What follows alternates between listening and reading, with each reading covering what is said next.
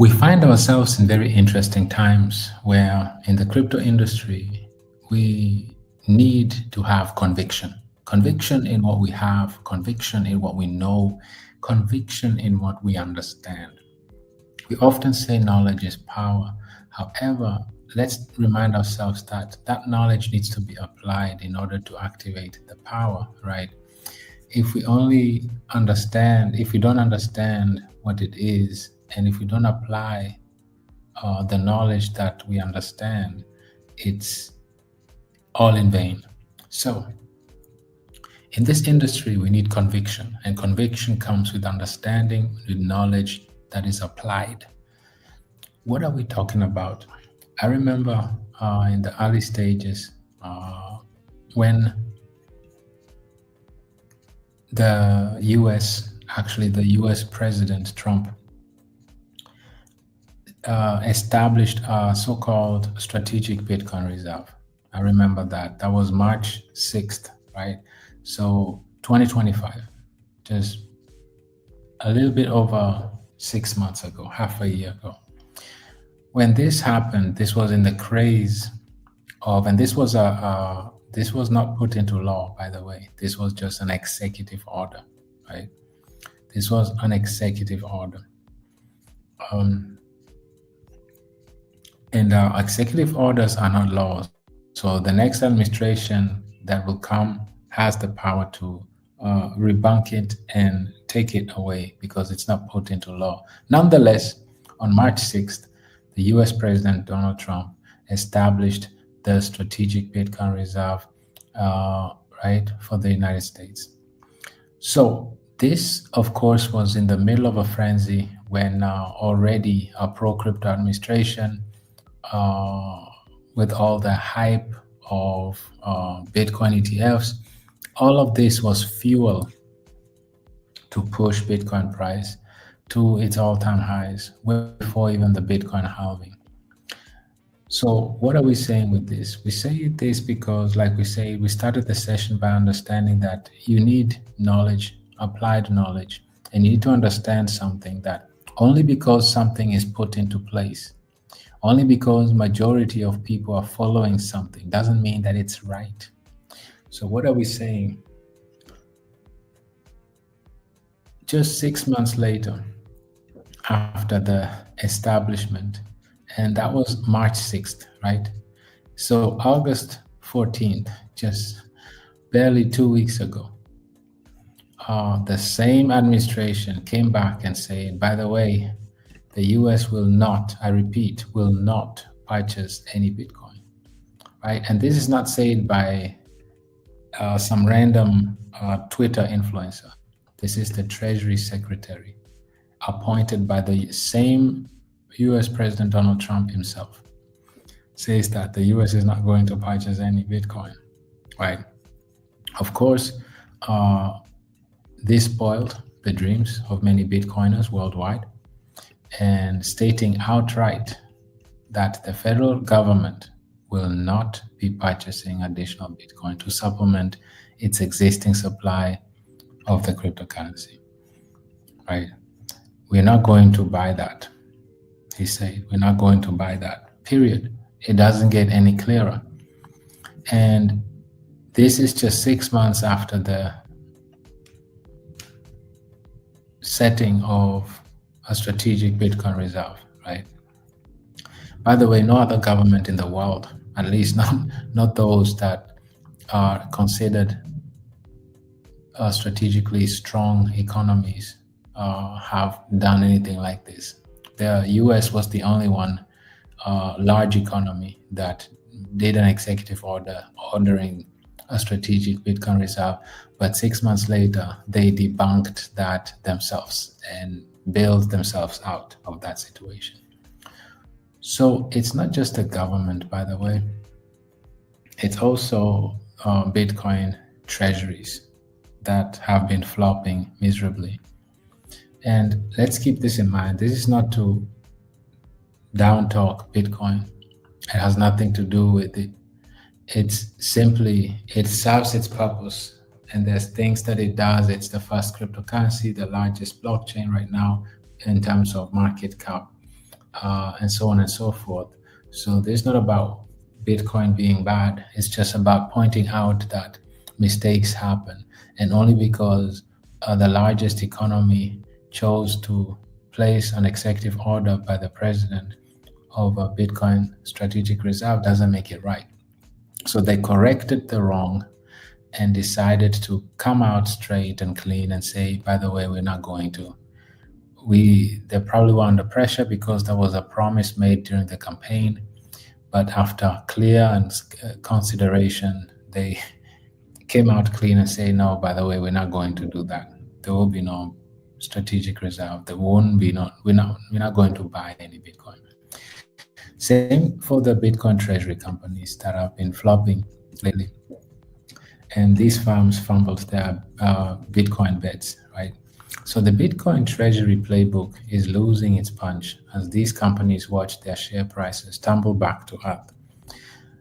With MicroStrategy starting the whole thing, right? The model was pioneered by Strategy, right? Formerly MicroStrategy. Now the world's largest publicly traded corporate holder with over 630,000 Bitcoin. All a company had to do was just to announce a Bitcoin strategy, and it was a guaranteed pump. But that now is no longer the case, right? And since its first purchase in August 2020, that's now Strategy. Its stock rose by over 2,200%. This, of course, made a lot of companies try to copycat and also pump their charts or pump their stocks just by announcing it alone.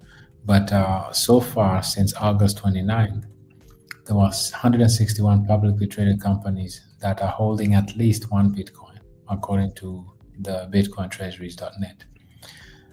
So a wave of newcomers, of course, joined the Bitcoin Treasury Club in 2025, but the market reaction has cooled, right?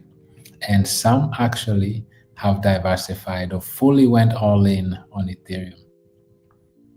Like Bitmine, for example, now the largest Ethereum treasury company. That's the irony. So what are we saying with all of this? And before we say this, let's just look at how many entities that are holding Bitcoin. 310, 178 are publicly traded, and you see their charts right now. So after announcement, it pumped, but then it dumped right back. Same thing with GameStop. GameStop was doing amazing during the last bull cycle. In 2021, they actually hit all-time highs, and GameStop announced that they are planning to hold Bitcoin. The stock pumped, and then it dumped all the way back lower than it was even before the pump. And that's how it died out. And then Emperor Digital, same thing. You see how it pumped, Bitcoin Treasury Strategy announced, and then it went even further below even when it started. And we could go on and on, but you see the same pictures. You see the same pictures. It's all about the hype, the pump, and then it just dumps back, right? So you see that all that hype has slowed down, and at the end of the day, it was nothing but hype and anticipation, speculation that if the US as a nation starts accumulating Bitcoin, it's going to pump, and it was based on just pure speculation and not based on fundamentals, and really something that would be considered a strategic asset. Because for an asset to be strategically used as a treasury, it needs to be liquid, it needs to be globally accepted, it needs to have some sort of utilities as well, right? And also, most importantly, it needs to give you yield. It needs to have a cash flow. That's the reason why you see bonds, US treasuries, for example, are the most sought after asset, especially in times of uncertainties. US treasuries are in high demand because, first of all, they're backed by a government that is solid. That's used to be like that. but most importantly, it gives you yield. So as you're holding and waiting for your cash to be handed back to you after a year or 10 years, depending on how long the bonds last, you are earning a steady cash flow at 4% at this kind of rate. This is what Ethereum is offering, as we're about to see. And this is exactly why we also, this brings us to this next topic. So SharpLink, CEO Joseph Kalon, on being dubbed the MicroStrategy of Ethereum. So SharpLink is another Ethereum treasury company that is literally got Joseph Kalon, which used to be a former executive head of digital assets at BlackRock.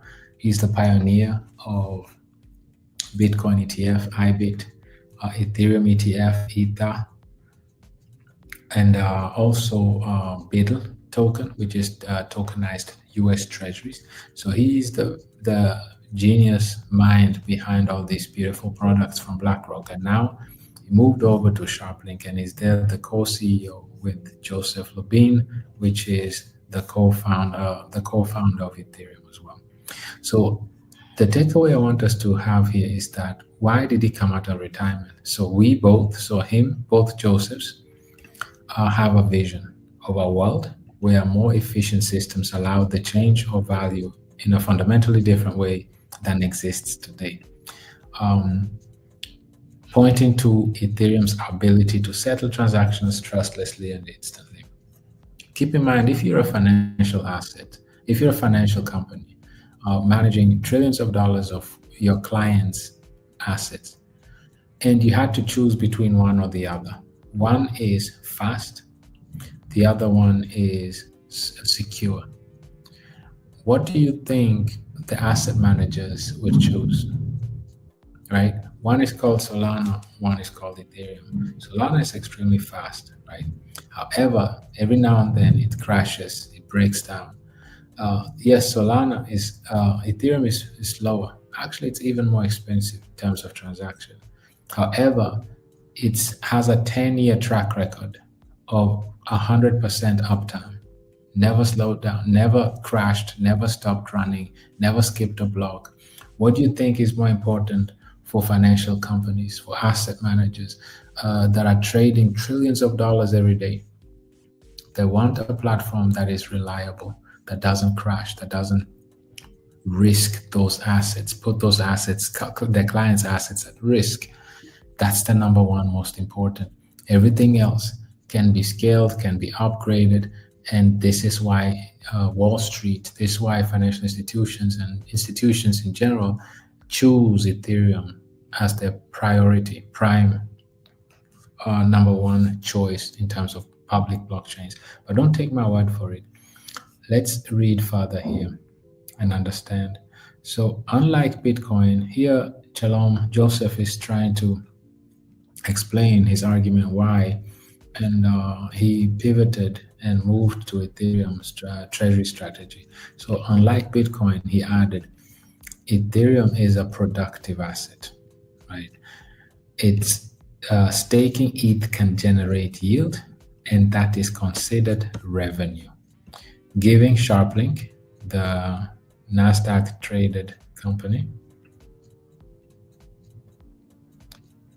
an additional income stream, right? It's an additional income stream. And actually SharpLink is traded on New York Stock Exchange. So that's exactly the difference, right, amongst others. And of course, they're giving credit to Michael Saylor for demonstrating that a crypto strategy in a treasury can work. However, we just think Ethereum is a more ideal treasury asset. This is his opinion. And this is also the opinion of the US government itself and the Treasury Secretary Bessent himself, by saying that no, we're not going to purchase. They're already down 37 trillion in debt. They don't need an asset that just keeps piling up even more debt. They need an asset that is actually has a cash flow, is an active asset, and has a cash flow capability. And this is exactly the same thing that Joseph from BlackRock, or ex-executive from BlackRock, is pointing out. He wants an asset like Ethereum that is productive. And that's what a treasury asset is supposed to be in the first place. Liquid, productive, you can earn yield, you have a cash flow. And this is great for companies because it generates yield, and that yield is considered revenue, giving Sharplink an additional income stream. So your asset is on your balance sheet, your cash flow that is taking rewards is considered revenue, and now you have an income stream as well. And you have that income stream once, as long as you're staking, you have that income stream. Even if you stop purchasing Ethereum, the existing staked assets are generating yield, generating revenue, generating income. And that's exactly the point. And another thing, and I want to close out with this in terms of this article, is that stable coins,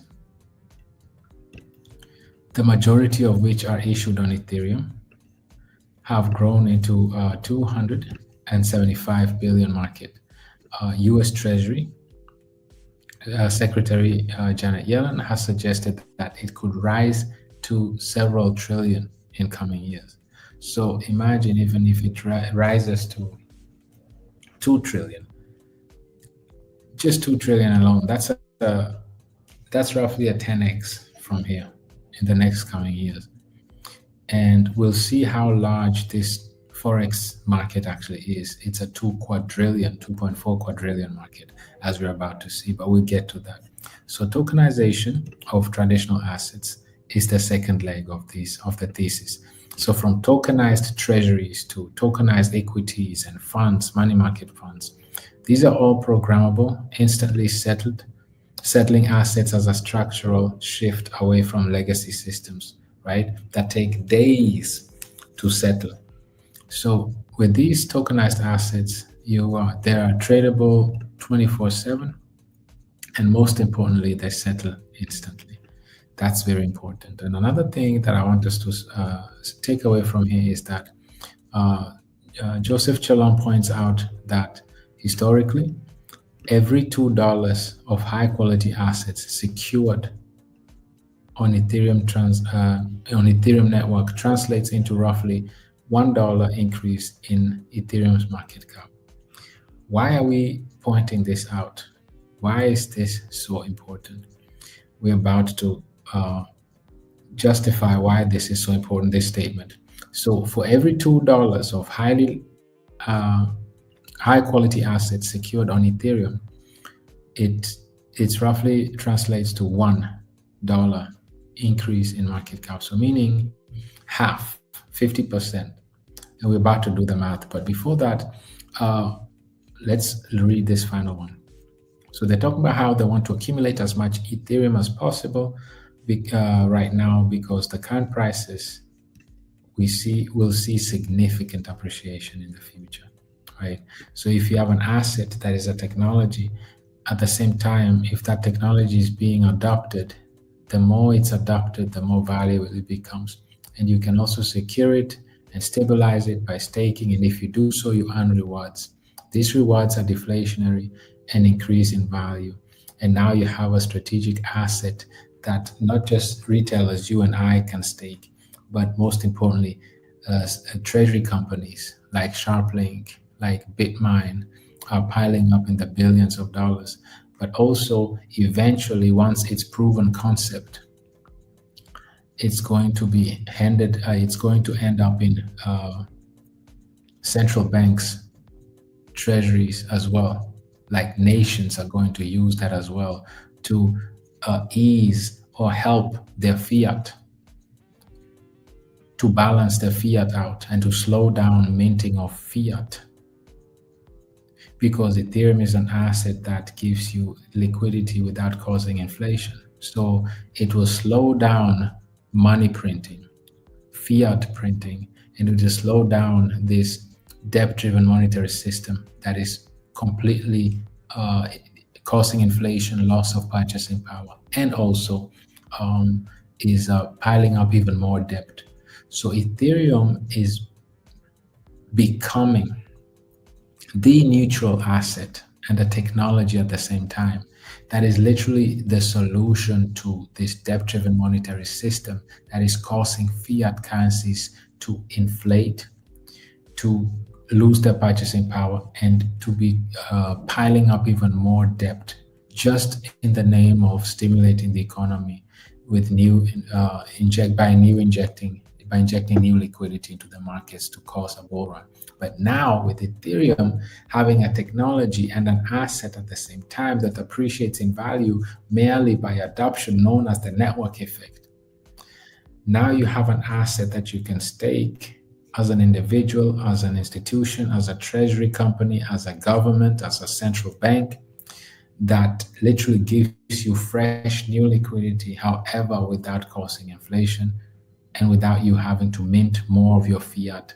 This is the ideal asset that every central bank needs to slow down inflation of the inflating their fiat currency, raising their debt, increasing their debt, and losing or devaluing the purchasing power of the fiat.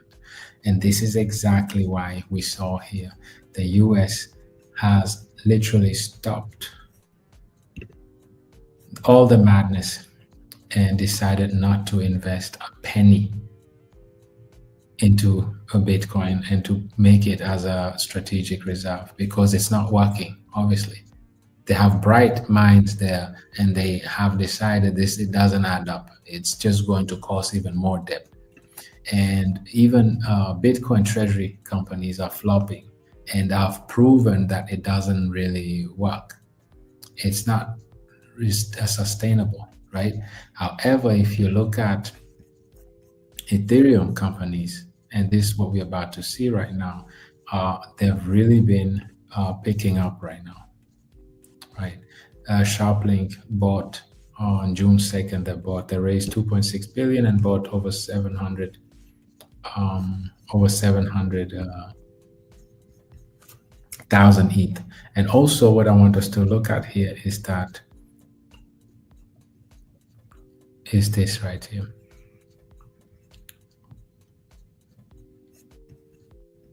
Yes. So you see here, the partnership gives us opportunity to participate in DeFi. So all of this is working with Ethereum also opens doors to decentralized finance and gives these institutions an opportunity to not just operate or be part of a public blockchain like Ethereum is, but also participate in the DeFi economy as well. So what I want us to also look at here, community, is that it's right up here. It's right up here. Is next. So we've discussed how treasury companies are purchasing and piling up on Ethereum. We've discussed how the points that Joseph made by highlighting the reason why he's choosing Ethereum, because it's an active asset that you can stake, and staking gives you yield, and that yield is looked at as a revenue and is an extra additional income stream for the company. But besides all of that, Ethereum is also a technology. And this technology, the EU, Europe, is exploring Ethereum to launch their digital euro on it, right? So Europe is exploring Ethereum. Like we said, Ethereum has a 10-year track record of security, 100% uptime.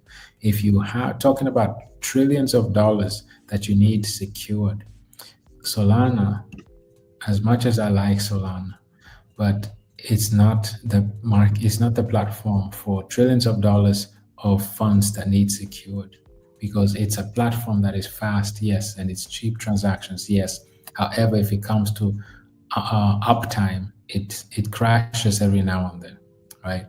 And it doesn't have 100% track record of uptime like Ethereum does. 10 years of 100% uptime, and this is what financial assets want. If whether you're a bank whether you're an asset manager, you need your assets to be secured. You don't need to risk the assets to be lost or to crash, the blockchain to crash every now and then. You need a proven track record of a blockchain that can run uninterrupted, 100% uptime. That's the most important thing. So now that we've discussed that, it already US is already dominating by over 98% of stable coins on chain are US dollar denominated. So Europe wants to come up also on Ethereum to actually challenge the US dominance on chain, and they chose Ethereum actually as the chain of choice, right? So the European Central Bank is considering running on digital euro on a public blockchain like Ethereum, rather than a private one. This will bring more global adoption, and nobody wants to be on a platform, a private blockchain where the government is centralized.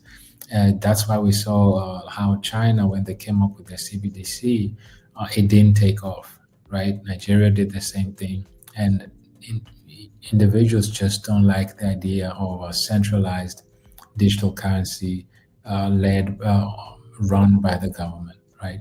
So this is why you see this publicly traded like Circle, Tether, not government-run stable coins are really doing well, are globally accepted.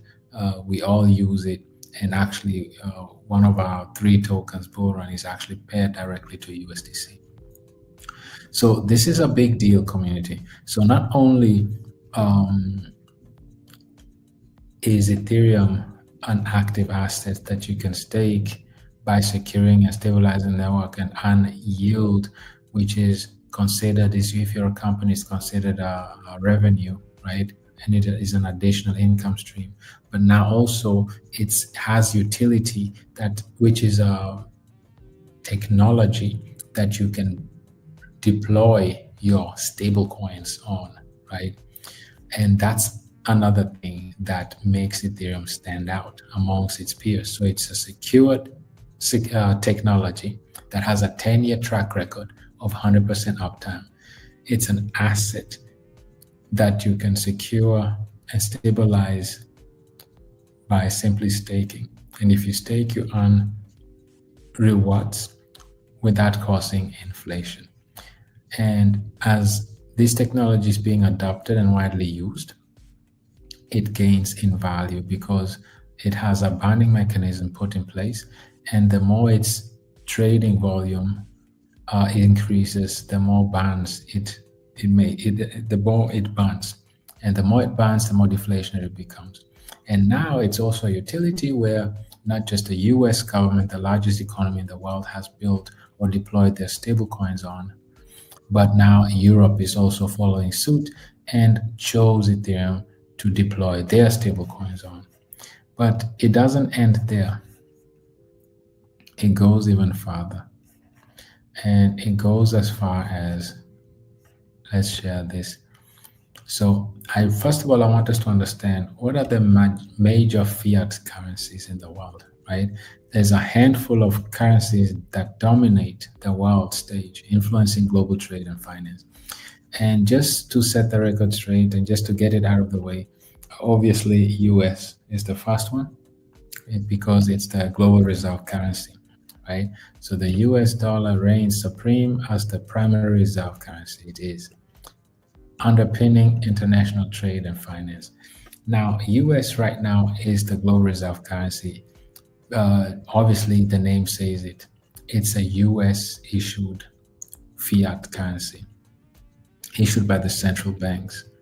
It's bound by geography, right? But the beautiful thing about this Ethereum technology is that it doesn't belong to the US. It doesn't belong to China or to Africa or to Europe. It's a neutral technology that the digital dollar is being issued on. And then now Euro also chose the same Ethereum, which is the second major fiat currency in the world, is Euro. And we just saw that they chose also Ethereum to launch their tokenized digital euro, right? So the euro stands as a symbol of European unity, playing a critical role in the European and global markets. So the two largest and major fiat currencies, the US dollar and the euro, already chose Ethereum to be their home. And not layer 2 or anything, but the main Ethereum layer 1 blockchain as a public blockchain, because it's already globally accessible. It's already the most decentralized, and it's also where the most developers are. That's where the most stablecoin already being transacted as we speak. That's where the most real world assets are being deployed on. And also that's where the largest US Treasury, tokenized US Treasuries are also traded, which is BIDL, among others. So we see that not only is this a technology that has a 10-year track record of having 100% uptime, meaning it never crashed, it doesn't stop, no block has been skipped, unlike other blockchains that are crashing every now and then. But it's a very secure blockchain, but with also binding mechanisms. And it's also an asset that you can earn yield on. And the more it's adopted, the more valuable it becomes. It has a network effect built in. And also it serves as a utility platform, a layer of application where nations, governments such as Europe, US can deploy their tokenized version of their fiat currencies on. And these are the two largest fiat currencies, and they both chose Ethereum to be their home. So what else? Why is this so significant? Why we keep talking about fiat, digital fiat, is because the Forex in the real world is the world's biggest market, right? It's the world's biggest market. How big is it? It's valued at 2.4 quadrillion, and that's 5 years ago. In 2020, the Forex market was valued at 2.4 quadrillion. This is the largest number you'll ever see, because this is the world's biggest market. It's the foreign exchange market. And we just saw that the two largest fiat currencies, which is the dollar. Let's come back here. These are major fiat currencies in the world. The dollar and the euro. And we just saw that both have chosen Ethereum to be their home. And just to put numbers into perspective, the Forex exchange, which is stable coins on chain, like the dollar, the euro, in the real world, these are fiat currencies, and it's the biggest market with 2.4 quadrillion. And we just saw earlier that Joseph said that for every $2 of valuable asset locked on Ethereum, it increases Ethereum's market cap by $1, so by half. So if we already see that majority of stablecoins are already on Ethereum, let's look at it right now. Stablecoins, right? 270, roughly over 270 billion only. And this is a 2.4 quadrillion industry. So 10,000x from here. We already on Ethereum, right? So over 60% of stablecoins are on Ethereum alone. So if we take this number, just for the sake of math, if we take this number right now, the 2.4 quadrillion, and let's take it in half, not even 60%, just for the sake of math, let's call it 1 quadrillion. So half of this amount is tokenized and is on Ethereum. 1 quadrillion. So half of 1 quadrillion is 500 billion, right? 500 trillion. So right now the entire crypto market, I want us to really understand that if we take just 1 trillion out of 1 quadrillion out of the 2.4 quadrillion, we take only 1 quadrillion because those are stable coins, tokenized, those are fiat. And tokenized stable coins, 60% of current stable coins are on Ethereum. So we're not taking 60%, we're taking 50, just for the sake of math, which is 1 quadrillion. And we understand that for every $2, one of asset locked on Ethereum increases the market cap by $1. So that's 50%. So if we take 1 quadrillion tokenized fiat stablecoins, which are stablecoins, tokenized fiat are stablecoins on Ethereum, that means that half of that will be in terms of market cap. So half of 1 quadrillion is 500 trillion.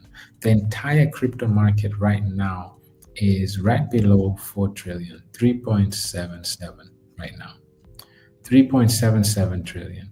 So and the markets, the stablecoin alone, potentially picking only 1 quadrillion, not 2.4, and then taking half of that, that's in market cap. So on Ethereum, there's over 500 trillion worth of market cap is getting ready to hit Ethereum. Right now, it's at 500 billion. So that's another 1000x. It will take 1000x in market cap for Ethereum. In terms of Ethereum, that's the growth that is still coming on Ethereum, and that's just stable coins alone. That's not all the other tokenized assets like real estate, bond market, stocks, right? Commodities. That's just a stable coin alone. And this is why it's so important that other nations like or other governments or unions like Europe are also trying to catch up with the US to establish their tokenized version of digital euro on chain as well, because they realize how liquid this and how large the forex market is. It's a large, this is the largest market. So what are we saying? There's so much growth still coming our way, community, in terms of real asset, and this has nothing to do with speculation. Like the hype that pushed Bitcoin above 100,000 was strictly speculation. Was the hype behind a pro-Bitcoin president, was the promise of the Bitcoin strategic reserve, which we saw 6 months later after its initial setting up, right, by the president, was debunked by the Besant, the Treasury Secretary, U.S. Treasury Secretary, and said, no, they're not going to purchase any more Bitcoin. So all of that value that Bitcoin gained was not based on fundamentals, was not based on what we are talking about right now, based on Ethereum being an active asset that you can stake, earn revenue, add it as an income stream. You can stake it and earn your rewards. You can use it as collateral. You can build, governments are building stable coins on it, like euro stable coins and the dollar. It's not like where you can build smart contracts and deploy applications where you can tokenize assets like US treasuries, bonds, stocks. You can't do all of that on Bitcoin. So that's it, but not utility, not real world assets that are tokenized. Infrastructures that are built by JP Morgan, BlackRock, Visa, MasterCard, UBS, Swiss government, now Europe, US itself, deploying their stable coins on Ethereum. DeFi, that's the next thing we should look at. Besides all of that, Ethereum also shattered on-chain records, right, as we see here. 135 billion just in DeFi, DEX volume alone. So decentralized exchange volume, 135 billion, 48 million just in transactions, and then locked value, 240 billion just on Ethereum. And if you ask yourself, what's been driving it? What's really driving all of this? And then this is what we should understand. And this is the most important. So Ethereum ETF has been really pushing all of this. And the interesting part is that Ethereum ETFs have absorbed nearly 10 billion in inflows just since July alone. Since July, 10 billion just since July. But all in all, since launch, it's been 13.6 billion. But 10 billion out of the 13.6 just came since July alone. And this is massive. This is massive. And August alone is expected to close with $4 billion in net inflows, ETFs, positioning it as the second largest month of on record for Ethereum funds. By comparison, Bitcoin ETFs have registered 622 million, right? 622 million, and Ethereum 4 billion. And another thing also, daily ETF flows also shows similar numbers. Between August 21st and 26th, spot Ethereum attracted almost $2 billion.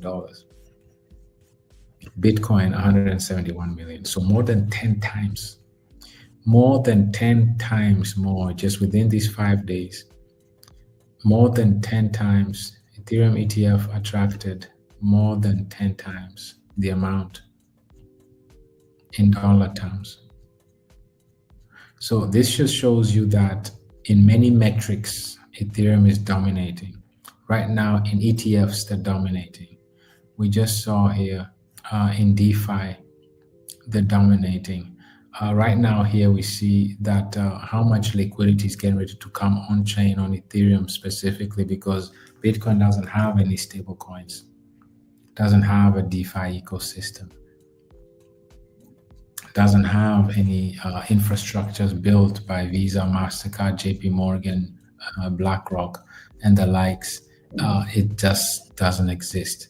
And if it comes to stablecoins alone, it's the largest market, a $2.4 quadrillion market. It's the world's biggest market. And all of that is taking place, at least as of now, 60% of that is taking place on Ethereum. So taking half of that 2.4 quadrillion, just for the sake of math, 1 quadrillion, and we understand that for every $2, $1 is being raised in terms of market cap. That means half of 1 quadrillion would be 500 trillion just from stablecoins alone that are getting ready to hit Ethereum directly. The entire crypto market right now is barely 4 trillion. So that will put it as 100x, more than 100x from here, just based on stablecoins alone. So community, what are we saying with all of this? What are we saying? We're saying that we are not ready for what's coming on Ethereum. And it's a platform where it's a technology that is so versatile. It's a technology that you can build on. The governments have chosen, both the US and Euro being the two major fiat currencies. They chose to build the digital version of their fiat on Ethereum. We saw how Bitcoin treasury companies are imploding, right? And their stock are crashing.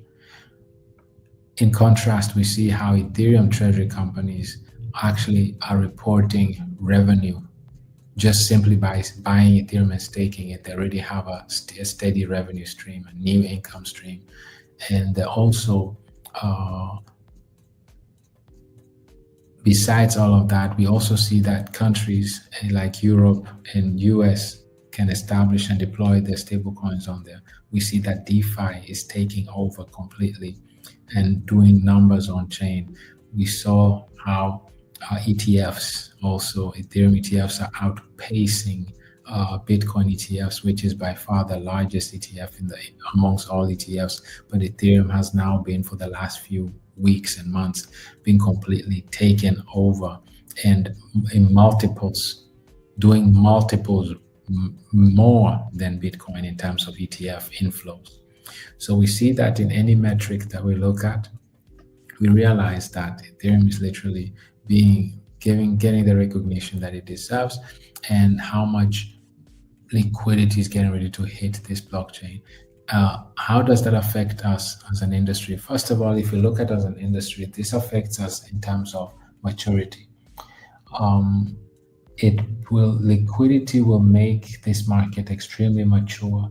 It will make it less volatile. It will stabilize it. And that's very much needed, especially on Ethereum. If you have staking platform, you need as much liquidity as possible on your blockchain. And where there's liquidity, that's where all the developers come. That's where the users come. That's where investors come. That's where institutions and governments come, because liquidity means trust.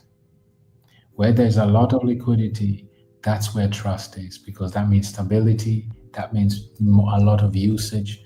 Users are there, developers are there, investors, institutions, governments, and that's exactly the whole idea of Ethereum. It's a neutral technology where China, Russia, US, Africa, everyone can build on top of it. And the more it's adopted, the more valuable Ethereum becomes. The more it's staked, the more stable and secure it gets.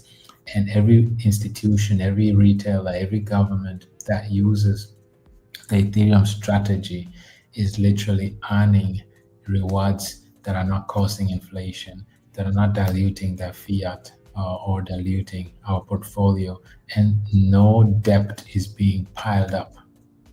So this is a long-term strategy for nations, governments, institutions, central banks, and individuals alike. It's a very versatile technology that is an asset at the same time. The financial system has not seen anything like this before, and its potential for growth is 10,000-fold just on market cap alone, and just on stablecoin alone. So community, on an industry level, that means it's going to be a mature industry and mature blockchain. And on an ecosystem level, that means that because our ecosystem is focusing on fundamentals, focusing on addressing challenges, focusing on retaining liquidity, banning supply, becoming scarce, and because we have a staking platform that are issuing USDC distributions, avoiding inflation, and giving the stakers an option to either use their rewards in the real world or compound by purchasing even more BRL tokens. It puts us in a great situation that we have a staking platform right now that is in high demand, that is scarce, not just deflationary. And the more it's being adopted and traded and used, the more valuable it becomes. And then the other two tokens, Survivor and Killer Whale, are directly paired with Ethereum. So as Ethereum is reaching all-time highs and getting into the highs that we're about to see and getting more mature, getting all this liquidity, it benefits Survivor and Killer Whale directly as well. So that's exactly what this session was about, community. Is that, like we started at the beginning, many were running towards Bitcoin because the US had put an executive order, the president did, for a Bitcoin strategic reserve. We have videos on our YouTube channels where we're discussing that it doesn't make sense to take Bitcoin as a strategic reserve because it's a passive asset. It's unlike Ethereum, that is an active asset, meaning you can do so many things with it, especially in DeFi. You can use it as collateral, you can stake it, it can earn you yield. That yield can be used if you're a company as revenue, and it's another source of income. And this is why many Bitcoin treasury companies their stock price are just flying, are going down, because they just keep piling up more debt and purchasing a passive asset that doesn't generate any yield, and you can't use it beyond just holding it. and hoping for the price to go up, led by hype and speculation. Ethereum is different. It's not led by hype and speculation. It's led by real world assets. It's led by real world activities and usage by Europe right now using it. UBS is using it. Stablecoin, US denominated stablecoins are dominating it. We see Visa, MasterCard building infrastructures, onboarding banks and institutions. We see JP Morgan build their tokenized collateral network on Ethereum. We see BlackRock building their tokenized treasuries on there as well. We see all these activities that are happening on chain, and we see Wall Street, these Ethereum treasury companies purchasing Ethereum with conviction. So why you do something? If you do something, do it with conviction. Do it because you understand what you're doing, and then you don't have to be reminded. You'll be focused, you'll be determined, and you'll be at peace because you know exactly why you chose this ecosystem or this blockchain. You know exactly what's expecting of you, what's coming. You are convicted, you have conviction in you, and you can, everything you do it with conviction. So you don't worry about the short-term volatility or the noise that comes from Twitter, YouTube, or wherever you get your information from. But you look at the long term and you realize that we are early in this space, and that with conviction we see that the liquidity, the volume that is about to hit specifically Ethereum, just from stablecoins alone, let alone all other asset classes like we discussed, bonds, stocks, commodities, real estate, you name it, is being built and deployed on Ethereum.